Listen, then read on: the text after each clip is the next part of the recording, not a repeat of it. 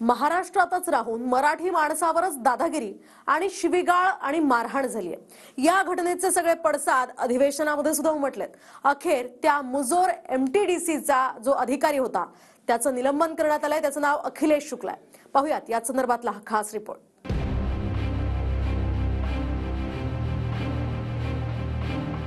कल्याणमध्ये मराठी कुटुंबाचा अपमान करून मारहाण प्रकरणात अखेर एमटीडीसीचा अधिकारी अखिलेश शुक्लाचं निलंबन करण्यात आलं।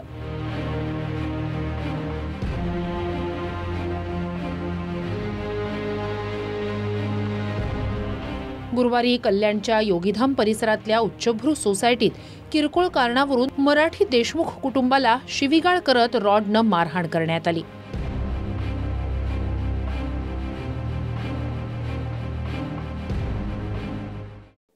मुंबई आणि महाराष्ट्र हा मराठी माणसाचाच होता, मराठी माणसाचाच आहे आणि मराठी माणसाचाच राहील। कधी कधी काही नमुने चुकीचं वक्तव्य करतात, माज आणल्यासारखं करतात।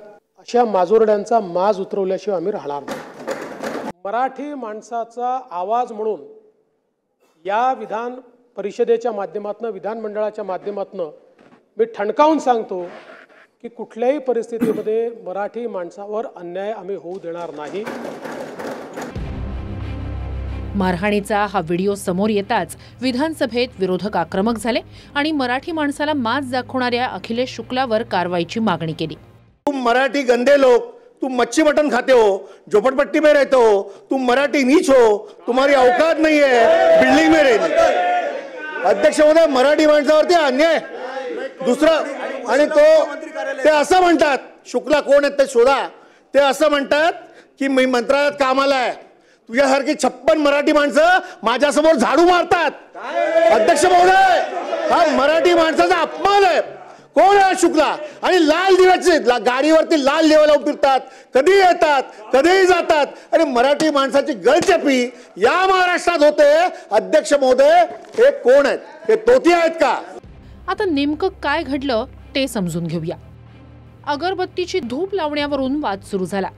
अखिलेश शुक्लाची पत्नी गीता धूप अगरबत्ती लावायची, पण धुरामुळे बाळाला त्रास होत असल्याची तक्रार केली आणि मात्र वाद सुरू झाल्यानंतर शेजारच्या देशमुख कुटुंबियांनी मध्यस्थीचा प्रयत्न केला।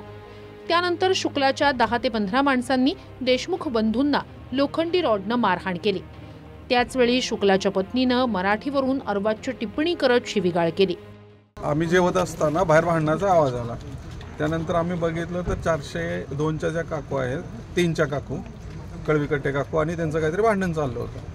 तर त्यानंतर आम्ही दोघांनाही चूप केलं की कशाला भांडण करताय, संकष्ट आहे वगैरे, आणि तुम्ही भांडण नका करू आणि तुम्ही बंद करा जे काय असेल ते आपसात जाताना। तुम्ही मराठी लोक घाणेरडे आहेत, सगळे मटन चिकन खाऊन इथं हे टाकता, झोपडपट्टीतनं मराठी आले वगैरे असं चालू झालं। त्यानंतर मग आम्ही तिला विचारलं, बस तुझं तिचं जर भांडण आहे तर तू मराठी लोकांबद्दल काय करू हे नको।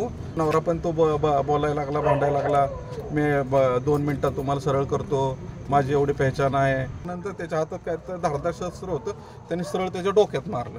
अभिच्या ते हित पूर्ण असं, हे पूर्ण त्याचं असं फाटलंय, त्याला आता तिथं 10 टाके पडलेत तिकडं। अखिलेश शुक्लावर पोलिसांनी गुन्हा दाखल केला असून तो स्वतःहून पोलिसांसमोर हजर झाला आणि त्याआधी स्वतःचा व्हिडिओ शूट करून उलट्या बोंबा मारत माझ्याच पत्नीला आधी मारहाण झाल्याचा दावा केला। ह्या देशमुख फॅमिलीने माझी बायकोला मारला, माझी बायकोला खूप शिवगाळ करून आणि हे केलं, आणि ह्या बचावासाठी आम्ही जे केलं हे माझे बायकोला वाचवण्यासाठी हे सगळे केलेले आहेत।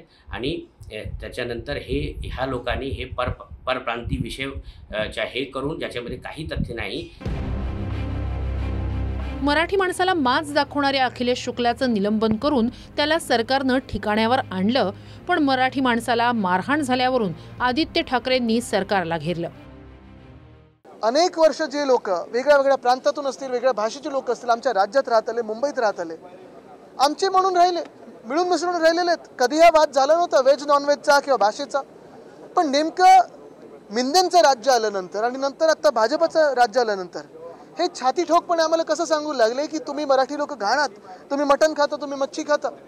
भाजपचं सरकार आलं म्हणून हे झालं, अशा प्रकारचं त्याला राजकीय रंग देण्याचं कारण नव्हतं की मुंबईमध्ये बसलेला मराठी माणूस हद्दपार का झाला? कोणाच्या काळात झाला? का त्या माणसाला मुंबईमधनं ठाणे, कल्याण, डोंबिवली, वसई, विरार त्याच्या पलीकडे जावं लागलं? आज मुंबईचं सगळं रिडेव्हलपमेंट कधी झालं? त्या रिडेव्हलपमेंट मधला मराठी माणूस बिचारा कुठेतरी 300 स्क्वेअर फूट मध्ये बसलेला आहे आणि मोठ्या मोठ्या फ्लॅटमध्ये कोण राहतंय त्या ठिकाणी? मनसे अध्यक्ष राज ठाकरे यांनीही आरोपींना अटक करा, नाहीतर थैमान घातलं तर बोट दाखवू नका असा सरकारला इशारा दिलाय. महाराष्ट्रद्वेषी मराठी माणसाचा कणा तपासून बघत असतात आणि अजून किती तुम्हाला वाकवता येईल हे बघत असतात. महाराष्ट्रद्वेषींची नवीन पिलावळ इथे गेली काही वर्ष वळवळायला लागली आहे. ज्यांचा डोळा इथल्या जमिनींवर आहे त्यांना वेळीच ठेचलं पाहिजे. मराठी माणसा आता तरी जागा हो, अन्यथा हे तुमच्या पायाखालची जमीन कधी खेचतील आणि कधी तुम्ही नेस्तनाबूत व्हाल हे समजणार पण नाही. मी स्पष्ट सांगतो, कल्याण प्रकरणात आरोपींना अटक करा, त्यांना कायद्याचा धाक काय असतो ते एकदा दाखवा आणि जर सरकारला जमत नसेल तर मग महाराष्ट्र सैनिकांनी थैमान घातलं तर आमच्याकडे बोट दाखवू नका.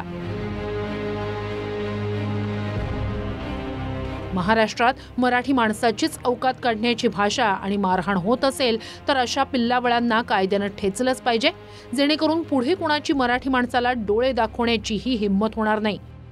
कल्याणहून सुनील जाधवसह ब्युरो रिपोर्ट TV9 मराठी.